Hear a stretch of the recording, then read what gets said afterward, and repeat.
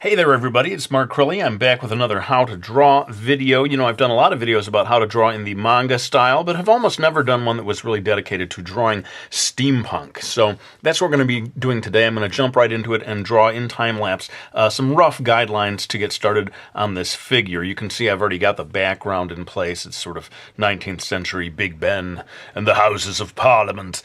But let's go ahead and get this figure in place, and then we can move on to the real focus of the video, which is drawing the clothing.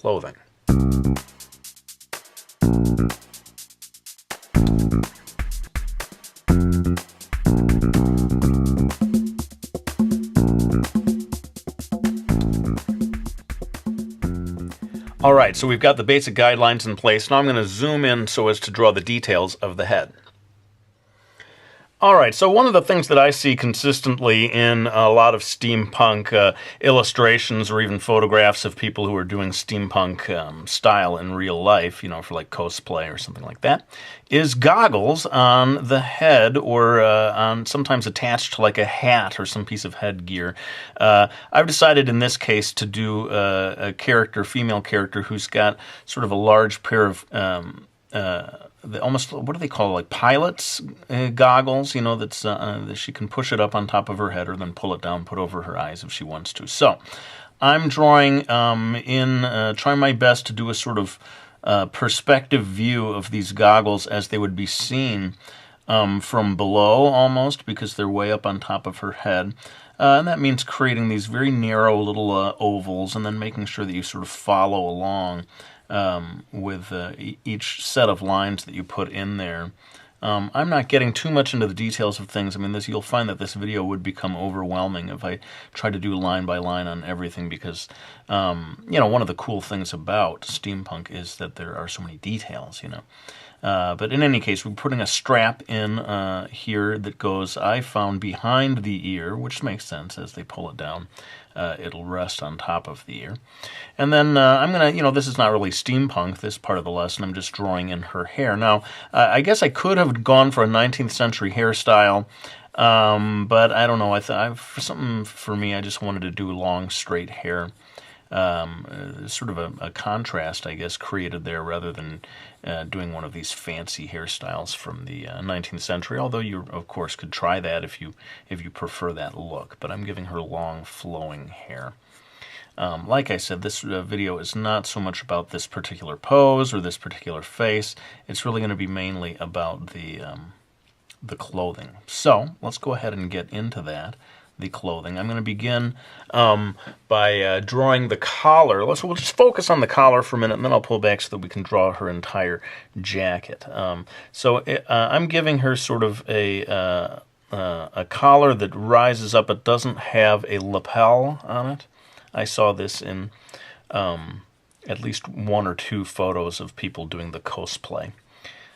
And I know some Americans probably say cosplay, but it is a Japanese word, cosplay.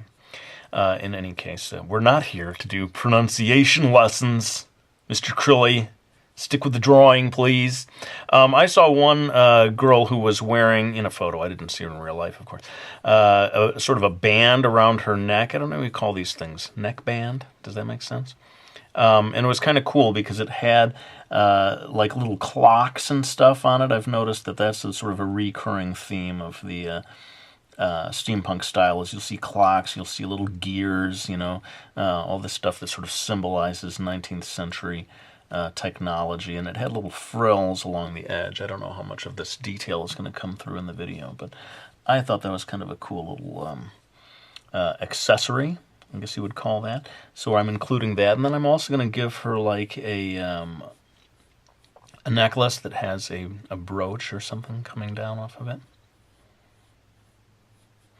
And before I get too far down to the bottom of the video screen here, I think I probably should readjust the focus of the camera so that we can start to draw more of the jacket. All right, so I saw, again, in some of these photos of people who were dressing up in the steampunk style, that it was very common to have these, to me they look sort of like military shoulder. Here I go again with my not knowing the thing on the shoulder that, like, military people have. You guys know what I'm talking about, right? And it sort of goes back here, and there's a button. I wonder what that's for, really, as a clothing thing. Does it just sort of hold your hold the shoulder part together or something? I've never really wondered about this. Why did somebody answer this? Why do people in the military need to have this upper section that's buttoned back here? Maybe it's just because it looks cool. In any case, I'm putting in a seam or a hem. I never know the difference between a seam and a hem, but these go right along the shoulder here. And coming down here, I thought I would try something kind of interesting. You know, so much of the steampunk style, to me, looks very decorative, and you're not like holding yourself too much to like, well, does that make sense, or is there a purpose for this thing? Maybe people work that out, but I noticed a lot of stuff like just putting this shoulder band up here and attaching some sort of high-tech, you know, high-tech for the 19th century looking gizmo of some kind adds to that cool look. I'm always seeing sort of like gauges and gears and stuff as part of the steampunk style. Didn't want this video to become too much about wrinkles, but I'll just toss in here that wrinkles tend to form around the elbow, maybe a little bit up toward the end of the shoulder. And again, I got to watch how much space I have here in the video frame. But here we're going to go and get to another little bit of detail here. Her jacket is coming down. It's open. It's coming down to around here. I already put this guideline in to sort of remind myself of where this jacket needs to stop. Right about here. And one cool thing about this jacket is it's got a whole series of buttons. Again, in keeping with that sort of military look, I'm going to go for 4 of them. 1, 2, 3, 4. I did get some feedback on my English accent last time, and they said you always Americans always make the English sound too posh, like it's oh yes, well we need to stop by Buckingham Palace for a cup of tea, you know, and the people in England are like, we don't talk that way, so maybe I need to go more working class. Right, yeah, so you go like this and it sounds even worse. Stop it, please. So enough of the accents. I know some people like them and other people like, Mark, will you just stop with these accents already? Anyway, I'm going around to do the other side of the jacket. I had noticed before I go that this one that I saw, it had the buttons, and then next to each button was sort of like the buttonhole, and I don't know exactly how that works either, but it is something that I saw there. And the other side of her jacket is sort of open in such a way that we don't really see it. I mean, she's sort of turned away from us a little.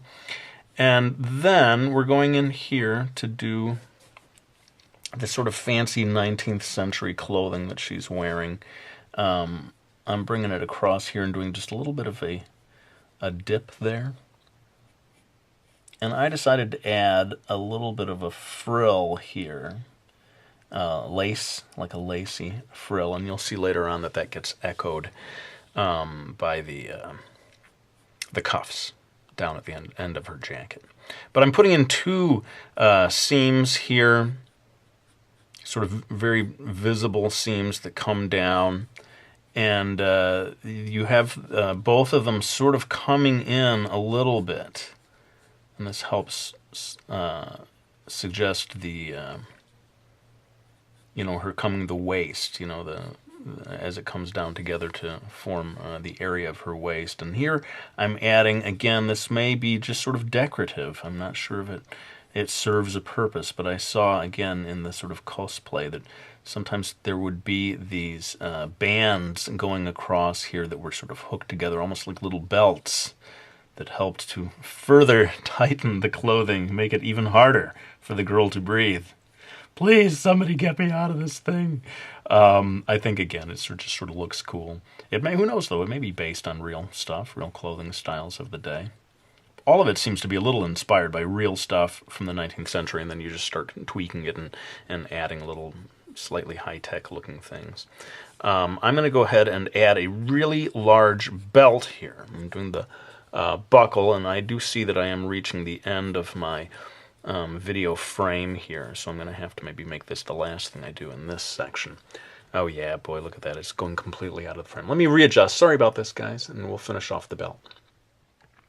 All right, so actually I think this will work out nicely because we'll be able to do all this lower section of the drawing all at once and then move on to her hand where she's going to be holding one of these steampunk pistols, which I'm kind of looking forward to because a lot of people for years have been saying, you got to show us how to draw weapons.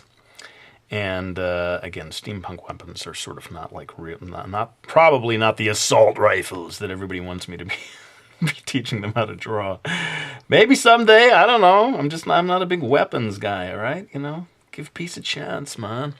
In any case, this is going to be a very large belt. I saw one of these, you know, large, just wide, I guess, sort of going across the, not right at her waist. I think that would be right there, right? It's just a little bit low on her waist. And I saw one woman wore this in such a way that the end of the belt just sort of came out like this, and there was some kind of brass fitting at the end of this belt. As you know, there seems like some brass. Brass is like a big thing with the steampunk. You know, if there's room for some little brass attachment to something, they will put it there because that's what makes it look cool. And this had like double hooks or holes, you know, like each one of them you had two and then two of these things. And I've never actually seen a belt like that in real life, but surely they exist. One last thing. Oh, we need to finish off the lower section of this. Is it a corset? Am I getting that right? I'm always guessing. Somebody tell me in the comments section, yes, that is a corset, or no, you have no idea what you're talking about. And that gives us space maybe for one last little belt here that goes across. Boy, this is going to be a long video, isn't it? Sorry, guys. Apologies in advance if this is like a 20-minute video. Some people like that, though, so we'll see. Maybe it won't be a problem. These, so there was like a little bit of a hook up here that comes in, you know, interrupts that line, and I decided to put two down here to sort of finish that off. And we are finally coming down to the bottom of this section, but I thought, why not include one of these cool, like, pocket watches on a chain? So that's what I'm going to do here. I'm going to go ahead and drop that in there. Again, you have to have some knowledge of perspective to draw objects like this. A pocket watch. Did I say stopwatch? I don't even know what I said. Watch. That is, it's turned in space, and that, you know, it requires all of these things. Maybe require certain knowledge of perspective to make them work. But I am going to indicate a chain going all the way across the belt.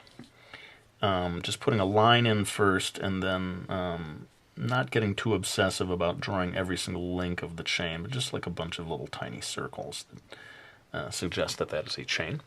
And finally, we are going to get down here to her skirt, which will finish off, to a large degree, this part of the lesson. I'm going to just dash these in here really quickly, and in fact, it helps sometimes to dash lines in quickly and not go too slowly. You know, gives a little life to your drawing. But I'm going to do a very sort of waving line here to suggest the frilliness. Is that a word? Frilliness? It's got to be. And get some lace, again, at the bottom. I always associate lace with the 19th century, and that's surely the thing that you're going for with steampunk, something that calls to mind the 19th century. So I thought I'd add in a second line here. Sometimes I think that helps with clothing to convey the surface there. While I'm down here, I'm going to go ahead and do her cuff. Like I had said, I hope I said earlier in the video, that I intended to have a bit of lace that actually comes out from beneath her cuff. And I will stay true to my word. I promised it. So let it be done. And the lace comes out there like that. I'm just going to very quickly draw her fingers. Boy, you know, I could be here all day teaching about every single part of this video. And this one cosplay that I saw had this sort of classic stockings the thigh highs, is that what they call them? Except these things seem to be made out of leather, some very thick material. Probably terribly uncomfortable to actually wear this stuff. Any girls out there who or women who have worn such things, you can tell us in the comments section. Is it in fact unbearably uncomfortable to dress in the steampunk style? Maybe not. Maybe once you're used to it, you feel right at home. I'm going to go ahead and readjust the focus of the camera so that we can draw that steampunk pistol I was talking about. All right, so I'm going to go ahead and draw this steampunk pistol here, and of course that requires getting a certain amount of the anatomy of her hand in place. As always, hands are tremendously challenging to draw. They certainly are for me. If you find hands easy to draw, please tell us what your secret is, because the rest of us want to know. I noticed in this position, as her hand is holding the pistol, the pinky, the pinky is always shorter than all the other fingers, but it's particularly revealed from this angle. In fact, I'm going to erase a little. He erased! Somebody report him to the YouTube police. But the pinky is sort of pulled up due to it just being shorter than the other fingers. So let's go ahead and get into drawing this steampunk pistol that I'm imagining.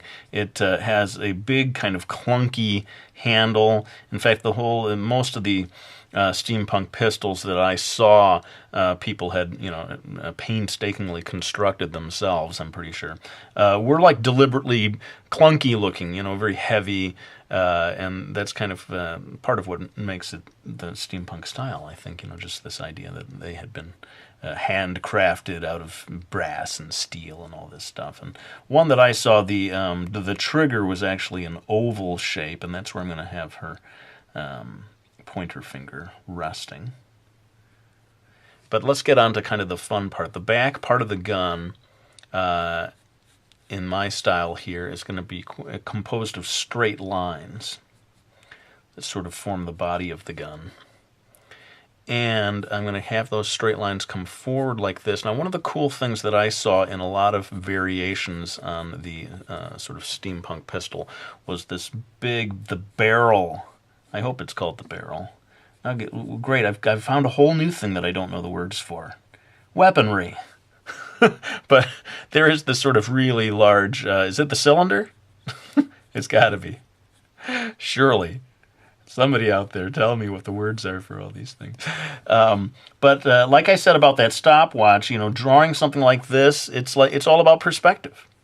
And so I've done these things about 1-point perspective, 2-point perspective. I probably should do a video that's on, using perspective, knowledge of perspective for drawing objects like this, because it's just as important, having some sense of how to use the laws of perspective, or having some concept of how things are constructed in order to draw weaponry, objects, pretty much anything. You need to turn it in space in your mind and have some sense of what that means in terms of perspective. That being said, as I talk about this, I'm like, what perspective system am I using for this? Is this 1-point? Probably 2-point. We got lines coming like this, and then other lines coming across like that. I hope I'm right about that. I hope I'm right about something in this video. Hey, Mark, you were right about something. Good job. We're going to go ahead and put one last little bit of detail here, the sight, I think it's called, where, as you're aiming your pistol. And it looks pretty huge and heavy for her to be carrying it so lightly with one hand, but what are you going to do? This is fantasy land. Maybe she probably in real life would need to have both hands up there to hold on to that. I'm beginning to indicate the lacy frill of that other edge of the, coming out of her cuff. But I think really it is time for me to kick it into time lapse. I've been good, guys, on this video. This has been almost all real time so far, right? I think I deserve to be commended. Well done, Crilly. You actually got through a video without using 10 minutes of time lapse. I hope you feel good about yourself. But we are going to go ahead and pull the camera back, get the whole figure in, in focus so you can see all of it. And then I'm going to use my trusty black Prismacolor. Still waiting for that paycheck from the Prismacolor company. Okay, I better hold it like that. No, there is no marketing deal for Prismacolor for these pencils, but I do enjoy using them. I'm going to go ahead and pull back and go over all the final lines here, and then be back to close the video up.